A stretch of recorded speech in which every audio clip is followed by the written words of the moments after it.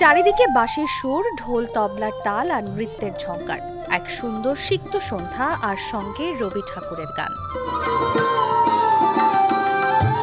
৪৩তম জাতীয় রবীন্দ্রসঙ্গীত সম্মেলনে এভাবেই সুরের মূর্ছনায় মেতে ওঠে রাজধানীবাসী।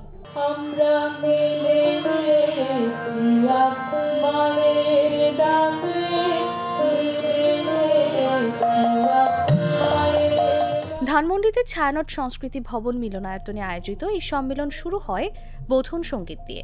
একে একে পরিবেশিত হয় গীতি আলেখ্য, নৃত্যনন্দন, নৃত্যম নৃত্যশীলন ও ধৃতি নর্তনালয়। সন্ধ্যায় শুরু হয় একক নৃত্যানুষ্ঠান। অনুষ্ঠানে সঙ্গীত পরিবেশন করেন ঢাকা ও ঢাকার বাইরে থেকে আসা শিল্পীরা।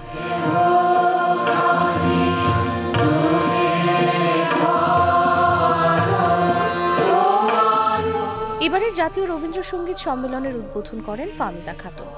সভাপতিত্ব করেন সরোয়ার আলী। তিনি বলেন, রবীন্দ্রনাথকে প্রাধান্য দিয়ে সমগ্র জাতির কাছে নিয়ে যাওয়াই উদ্দেশ্য এই সম্মেলনের। এই সম্মেলনের গান, নৃত্য, পাঠ ও সেমিনারের মধ্যে দিয়ে আমাদের সাংস্কৃতিক ঐতিহ্য, সামাজিক ঐক্য এবং জাতিগত পরিচয়কে গভীরভাবে বুঝে নেব ও আমরা বিশ্বের মানুষের হাত ধরে বিশ্ব মানব হতে পারব। এবছর রবীন্দ্র পদক ও গণী সম্মাননার জন্য মনোনীত হয়েছেন শিল্পী পাপিয়া সরোয়ার। ৩ দিনব্যাপী রবীন্দ্র সম্মেলনে ৫০০-এর বেশি শিল্পী, সংস্কৃতি কর্মী ও সংগঠক অংশ নিয়েছেন। ঘরের সমুখ পথে তাসলিমা তিথি, জাগো নিউজ। গৃহ কাজে লয়ে রহিব বল কি মতে,